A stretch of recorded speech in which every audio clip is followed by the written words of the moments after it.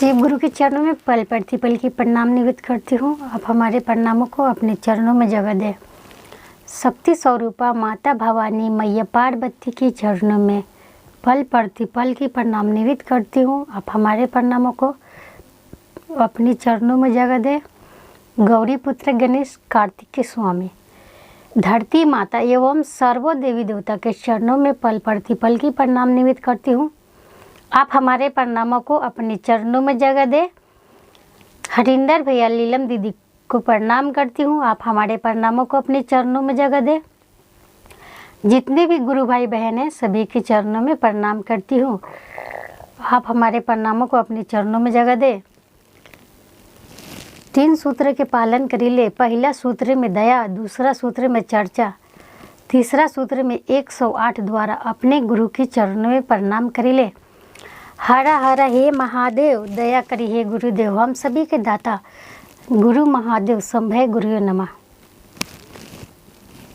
मैं भगवान भोलेनाथ की कथा कहने जा रही हूँ, इसे आप ध्यानपूर्वक सुने और पूरा सुने। किसी गांव में एक लड़की रहती थी। वह बचपन से लेकर के ही भगवान शिव जी का पूजन करने लगी। पूजा पाठ करते करते वो बहुत आगे तक बढ़ गई। बढ़ने के बाद वो लोगों की बहुत मदद करने लगी। किसी को भूखा नहीं देख सकती थी, कोई तकलीफ़ में होता था वो उसे नहीं देख पाती थी। और कभी भी कहीं भी किसी चीज़ की किसी इंसान को ज़रूरत पड़ता था वो सभी की मदद करती थी। एक दिन की बात थी, उसके अपने लोगों ने उस लड़की पे तरह तरह की बातें किया और वो तंग हो गई। और भगवान शिव जी का जहाँ भी चर्चा होता था वो वहाँ जाकर के बैठ जाती थी और उनकी सभी चर्चाएं वो ध्यानपूर्वक सुनती और पूरा करती थी। उसे लोग बहुत ही मानते थे। वो जहाँ कहीं भी जिस जगह पे शिव चर्चा होता था वहाँ के लोग उसे बुलाते थे और शिव चर्चा करने के लिए उसे कहा करते थे। वो लड़की कहीं भी चली जाती थी, भगवान की कृपा उस पर ज़्यादा थी। ऐसे करते करते उनकी गांव के लोग उन पे अत्याचार करने लगे और सभी कहने लगे कि चर्चा करने जाती है तो भगवान शिव गुरु सिर्फ इस पे ही दया करती है और लोगों पे क्यों नहीं दया करते हैं। उस लड़की का कहना था कि तुम भी शिव को गुरु बना के देखो। शिव गुरु हम पे दया किया है तो तुम पे भी दया करेंगे। अगर तुम्हें शिव गुरु दया नहीं करते तो क्या तुम शिव गुरु की चर्चा करता या करती? तुम दूसरे को देखना छोड़ो, अपने आप को देखो कि भगवान शिव जी तुम पे दया किया, तब तुमने शिव का चर्चा माना और शिव गुरु की चर्चा कराई। फिर तुमने ऐसा क्यों कहा कि तुम पे भोलेनाथ दया नहीं करते हैं, शिव गुरु दया नहीं करते हैं? शिव गुरु तो सदैव सभी पे दया करते हैं। जो सच्चे दिल और सच्चे मन से शिव गुरु की पूजन करते हैं या उनकी चर्चा करते हैं, शिव गुरु उन पे सदैव ही सहाय होते हैं। क्या मंदिरों में पूछते हैं? क्या भगवान उनकी नहीं सुनते हैं? उनकी भी भगवान इच्छाएं मनोकामनाएं पूर्ण करते हैं। तभी तो शिव गुरु की कोई महारुद्रा अभिषेक, महाजग, बड़े बड़े ऐसे पूजन पाठ करते हैं। तुम भी करके देखो, तुम्हारे भी भगवान दया करेंगे तथा तुम पे भी भगवान की दया बरसेगी। यह कहती, लेकिन गांव के अत्याचार से वो लड़की कुछ दिन तक गांव में न रह पाई और वहां से क्रोधित होके वो चली आई। उनके अपने पराये सब उनको घर से निकाल दिया। फिर वो जाकर के एक माता जी के मंदिर गई और कही, हे माँ, मैंने ऐसी कौन सी गलती कर दी? मैंने तो शिव जी को ही गुरु बनाया और शिव जी को ही पूजा, फिर लोगों ने मुझ पे अत्याचार क्यों किया?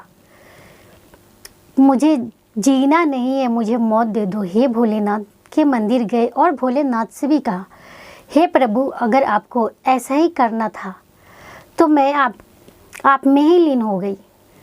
और सारे लोग मुझ पे तरह तरह के जुल्म करते हैं, मुझे देख नहीं मानते हैं।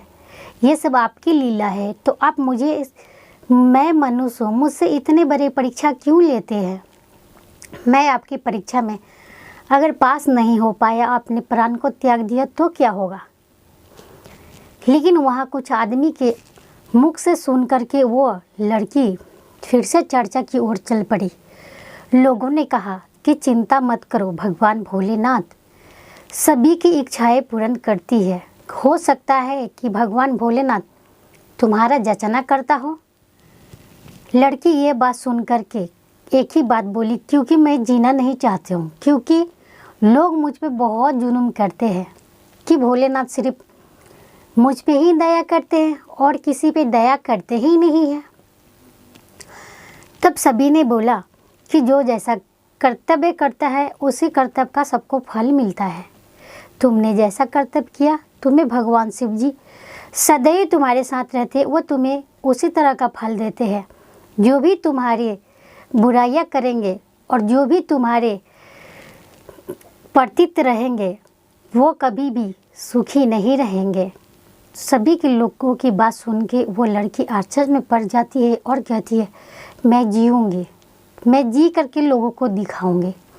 उसके मन में एक हौसला होता है और वो जीने लगती है। वहाँ से अपने गांव को छोड़ के दूसरे गांव में चली जाती है और वहाँ अपना जीवन व्यतीत करने लगती है। जहाँ जहाँ शिव गुरु के पूजन और चर्चा होती है वहाँ वहाँ जाती है। अब वही लड़की के पर ऐसा भगवान शिव गुरु का दया होता है कि वो जहाँ कहीं भी जाती है उसकी इच्छाएं और मनोकामनाएं हमेशा पूर्ण होती है और उसके गांव और उसके घर वाले उसको फिर से चाहने लगता है। यह देख करके सभी आश्चर्य में पड़ जाते हैं कि जो उस लड़की का दुश्मन था आज फिर से उस लड़की का दोस्त होना चाहता है। ये सब किसकी कृपा है? ये तो भोलेनाथ की कृपा है। इसीलिए सभी भक्त और शिव गुरु के शिष्या से ये मेरी निवेदन है कि आप लोग भी अपना विश्वास न खोए और भगवान भोलेनाथ पे पूरा विश्वास और भरोसा रखें। आपकी भी मनोकामना उसी लड़की की तरह पूर्ण और इच्छा भी पूर्ण होगी। हरा हरा हे महादेव, दया करिए गुरुदेव, हम सभी के दाता गुरु महादेव। शंभे गुरुदेव।